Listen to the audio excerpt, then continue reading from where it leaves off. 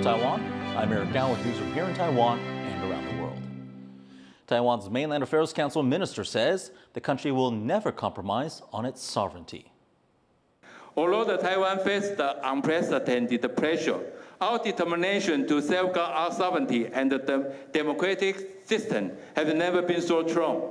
This is our bottom line. On this point, there is no room for compromise. We never succumb to separating and intensify pressure from China. Taiwan will never surrender. Speaking at an international conference, Chiu Cui-zhen also said that relations between the U.S., Taiwan, and China are now at their most complex and critical since World War II. He referred to an expected meeting between U.S. President Donald Trump and Chinese President Xi Jinping, where Trump has said that Taiwan may be discussed. Chiu also said Taiwan will be watching China's fourth plenum, where Communist Party leaders will discuss the country's next five-year economic plan.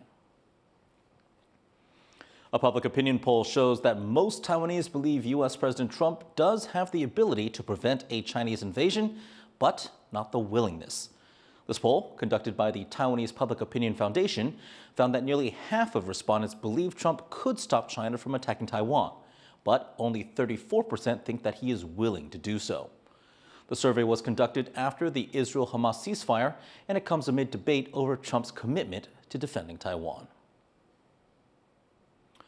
Trump has made some significant comments about Taiwan recently, appearing to downplay the risk of a Chinese invasion while suggesting he may discuss Taiwan with Chinese President Xi. Cadence Caronta reports. U.S. President Donald Trump is asked by a reporter about the likelihood of a Chinese invasion of Taiwan. In response, he says something striking. China doesn't want to do that.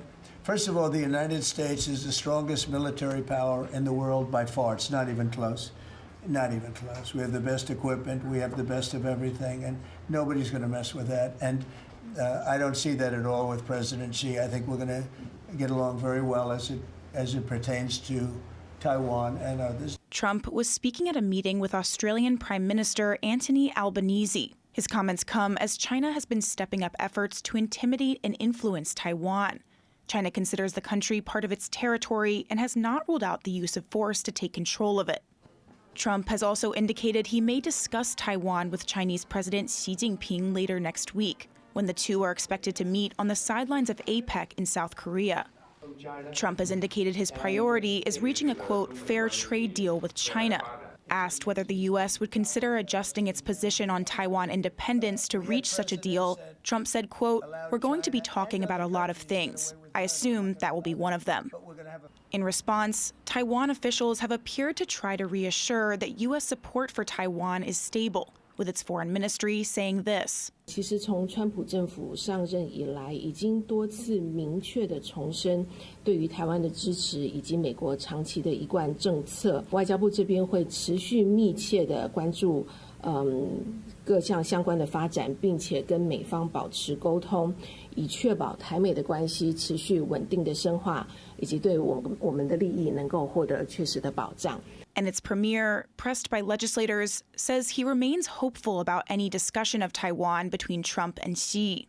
那台湾跟美国同样站在世界 AI 关键领先地位这个角色，不论是台湾协助美国，或是台湾一起跟美国一起再壮大起来。我希望，我也相信，川普总统即使跟习主席在见面的时候，应该站在美国、台湾跟世界共同利益的角度上。 One expert also said he doesn't believe Trump will make any concessions on Taiwan during the meeting. Donald Trump has a nose for power, and he has an instinct for power, and he doesn't like to be the least powerful person in the room. He wants to be the most powerful person in any room. And so for this reason, I don't see him as making concessions that he feels fundamentally endanger his position or that of the United States. All this comes as some have raised questions about Trump's commitment to Taiwan. The Trump administration has several times appeared to undercut its relations with Taiwan amid trade talks with China. And there have been reports that Beijing has repeatedly pressed Trump to declare that the U.S. opposes Taiwan independence. For now, Taiwan will be waiting to see what comes out of the expected Trump-Xi meeting and what it could mean for its security and its future. Chris Ma and Cadence Quaranta for TaiwanPlus. At a conference on U.S.-China competition, the head of the National Security Council sounded the alarm over China's gray zone tactics toward Taiwan. The PRC has also engaged in hybrid warfare on Taiwan, and we are a test ground for China's warfare, including cyber attacks, disinformation campaign, cognitive warfare, and infiltration. Please allow me to be straightforward. Taiwan is determined to defend itself. Wu said that China's aggressive actions, including cutting submarine cables, putting pressure on outlying islands, and militarizing the South China Sea, should instead be called ICAD, or illegal, coercive, aggressive, and deceptive tactics. Peter Mattis, president of the Jamestown Foundation, who was also at the conference, says gray zone tactics must be taken seriously. So that's what's really dangerous about those things, is that it's lulling us into a complacency about what's normal, and then it's hiding what could be very serious activity, whether it's a blockade or invasion, in this new normal, if you will. Wu and Mattis both highlighted Taiwan's improvements in responding to China's gray zone tactics, including President Lai Ching-te's planned defense budget boost and recent military exercises.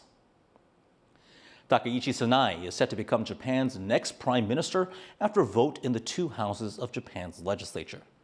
Takaichi is the first woman to lead Japan. She is known for her conservative politics and admiration for the late UK Prime Minister Margaret Thatcher. She is also known for her friendly stance toward Taiwan. Earlier this year, she led a delegation to meet with President Lai Ching-te. She now faces the challenge of rebuilding public trust in her Liberal Democratic Party after an electoral defeat this past summer. For a look at what Takaichi's premiership means for Japan and the region, our reporter John Van Trieste spoke to Professor Takaichi Xun, a Japan politics expert at Tamkang University. What do you see as the significance of Takaichi Sanae's selection as Japan's next prime minister? And what does it say about Japan's political direction? 日本这么多年以来，第一位出现女首相的话，是日本很大的一种改变。那如果说从政治方向去做一个解释的话，因为我们看到Takaichi Sanae 的话，他是走安倍派，而且他是走保守派。只是说过去我们会认为他是不是过度保守，会对他有一点谨慎。那他在竞选的时候，他有讲我是稳健保守，不是过度保守，所以他的方向有一点调过来的情况。Where does Takaichi stand on Taiwan? 过去的话，因为国民党他比较谨慎或是比较亲中，自民党一直没有办法去推动，所以国民党离了之后，换来一个日本维新会，然后高市旁边的人基本上都来过台湾，高市来过台湾，他也去见过我们的赖总统，所以日本的媒体的话也是都报道他跟赖总统见面这一个画面，所以他亲台这已经是就是不用话说，所以高市特别在军事安全保障上面的话，他跟台湾基本上就都是站在一块的。How do you think her friendship with Taiwan could impact Japan's relationship with China? 中国现在经济并没有说像以前一直往上跑，一直往上跑，而且面临跟川普的关税的一个冲击，所以他也不想说同时面对中国，面对日本又面对美国，他在经济上面应该不会抓得很紧。可是从军事上面来讲的话，并不是说因为高市的一个态度让他比较亲台，而是说中国的军事方面他成长得太快了。他军事力量成长得太厉害了。Now, ever since Abe Shinzo, Japan's had a pretty regular turnover rate in terms of prime ministers. What challenges do you think Takaichi faces holding on to power once she's in office? 战后平均一代只有1.4多年，因为他们是内阁制。那内阁制的话，很快就是支持率，如果看到2字头就必须要下台。所以高市上来之后，他面临的问题会跟石破大致相同，也就是说，因为你是少数的执政党。That was Professor Takaichi Xun of Tamkang University. International group of 11 companies has pledged to invest more than $1.5 billion in new Taiwan projects, signing letters of intent or LOIs. Today, we are going to sign 11 LOI with international enterprises from around the world. Their projects demonstrate strong confidence in Taiwan's outlook. The companies include Corning, Coupang, and Panasonic. The letters were presented at Taiwan's Business Alliance Conference in Taipei, and officials say the total investment drawn by the event, including the LOIs, exceeds $5 billion. The new investments come as Taiwan is experiencing an economic boom rooted in AI chip and data center build-out. The International Monetary Fund recently upgraded its forecast for Taiwan's 2025 economic growth to 3.7%. Authorities are warning of fresh flood risks in eastern Taiwan after the formation of a new barrier lake. Officials say this new dam on the Mataian River might burst in the next 24 hours, and they've ordered evacuations in low-lying areas of Hualien's Guangfu Township.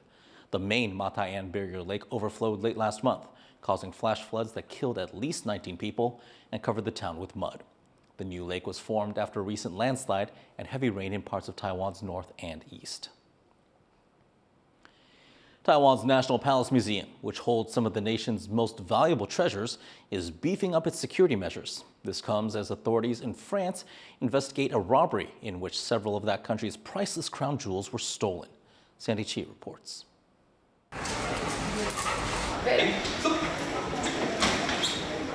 Regular searches for explosives are part of daily security routines at Taiwan's National Palace Museum.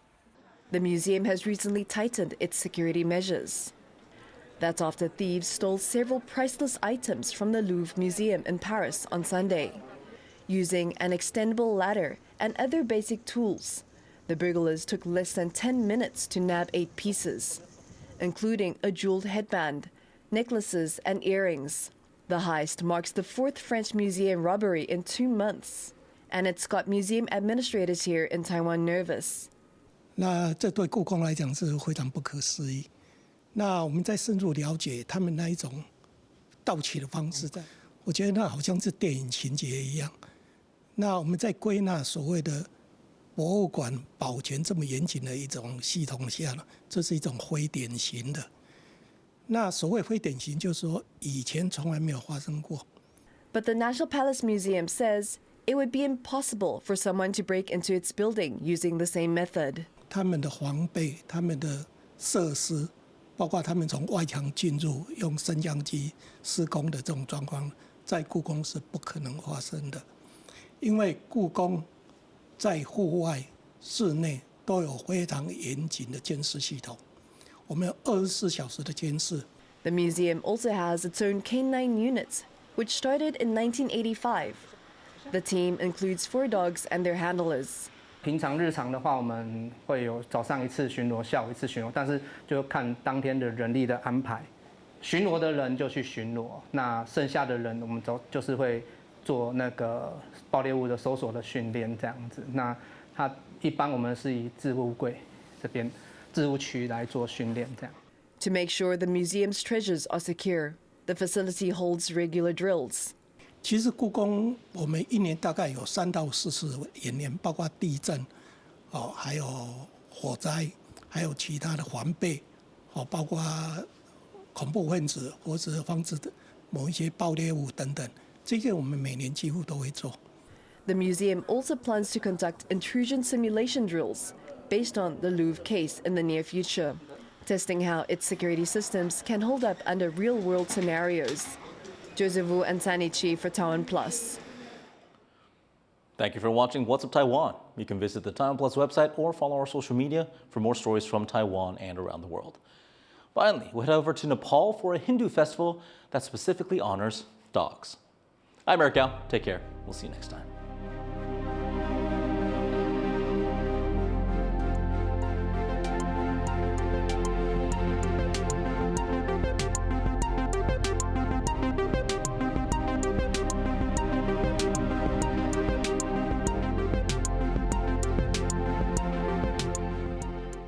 Thank you for sharing our passion for food and Taiwan.